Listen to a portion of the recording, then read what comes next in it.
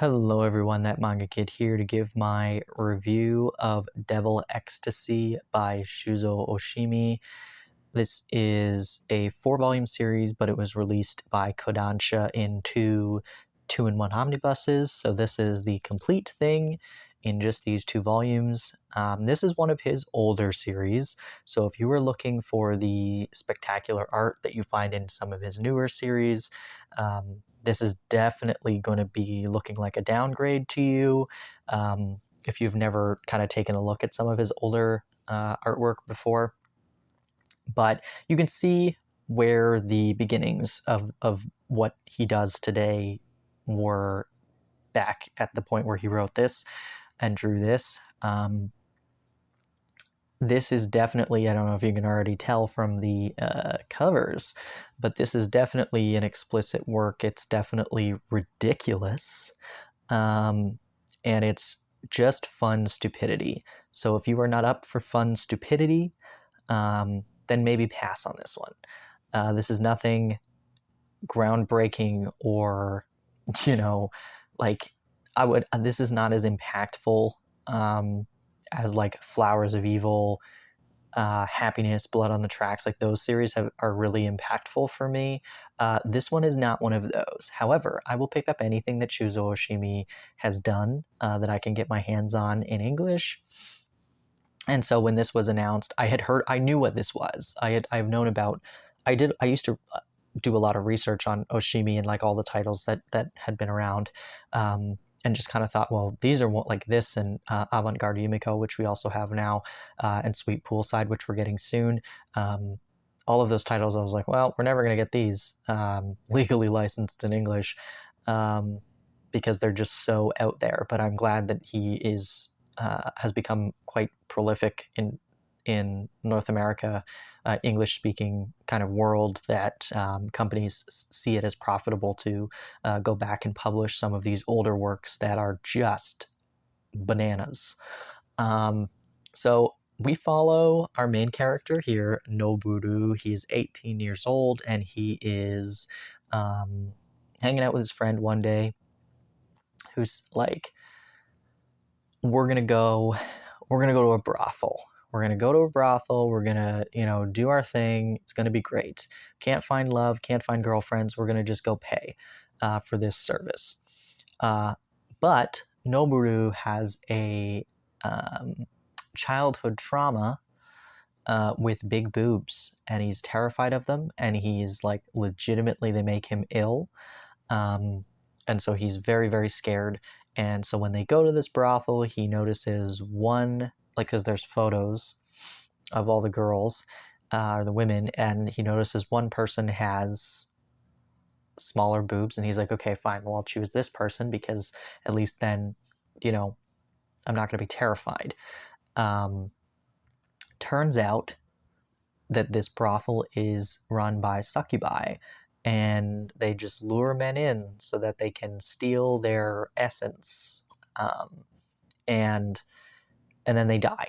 So there's kind of this epidemic going around of men just dying and like shriveling up and dying, and he knows that this brothel is behind that, and there's a couple other people who know the truth about this brothel, Devil Ecstasy, but they can't really formulate a plan of how to, get rid of these hundreds of succubi who are in this brothel. Not to mention, he's fallen in love with this girl. I think Melulu is her name. He's fallen in love with her. He's trying to get her out of the brothel and off to safety, but they have to kind of try and figure out how they're going to live as human and succubi or succubus pairing. And so, there's a lot of drama and strife that comes along with that, navigating that relationship. This is a really stupid series. It's absolutely stupid. I was laughing the whole time. It was just ridiculous. There's a lot of nudity, a lot of sexual themes, of course. So if all of that is going to be uncomfortable to you, then maybe you skip this one. And by maybe, I mean don't pick this one up. So I I thought it was very funny. Again, I love Shuzo Oshimi, and so I was not. I'm just trying to find a page here of. I wasn't. I didn't really have many trepidations because I know the kind of overarching themes of his stories of sexuality and coming of age sort of stories about puberty and sexual exploration and whatever. So I was like, well, I have a relative understanding of what I'm getting into with this. So yeah, the ending of this is like beyond ridiculous. I when I finished it, I went to my siblings and went, "Can you just indulge me for a second and listen to what I just read, um, and just let me explain to you how this series ended?" Uh, and they just looked at me and went, "Well, that is really that's a lot." And I said, "Yes, yes, it was." Will I read this again? Yeah, yes, I will. Um, there's actually, I feel like there's actually a lot more dialogue in this series than a lot of Oshimi's more recent series, um, which is interesting. So it's not as fast of a read as like Flowers of Evil, Happiness, Blood on the Tracks. Like I can read those volumes, and in Welcome Back Alice too, I can read those volumes in like 10 minutes, sometimes less, depending on what's happening in the particular volume. But yeah, there's definitely a lot more text in this one. But yeah, he's gotten better over the years at portraying emotions, feelings, portraying an entire story with like letting the pictures tell the story. Whereas, at this point in his career, clearly, the dialogue and stuff was still something that was really important, in trying to convey what he was trying to convey. Whereas you can tell that he's really grown as a creator, not just in the quality of his artwork, but in the fact that he lets his art tell the story for him, rather than having to fill in all of the empty space with dialogue to try and like make sure the reader knows what's going on.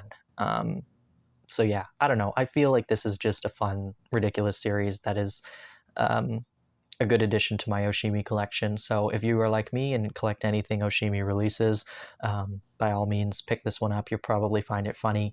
But if anything I talked about is off-putting to you, like don't bother. It's really disturbing. It's got a lot of different themes of uh, assault and non-consensual situations, just based on the nature of what these succubi are trying to do, and how he's trying to thwart their plans, and so their plan is to assault him so that he dies.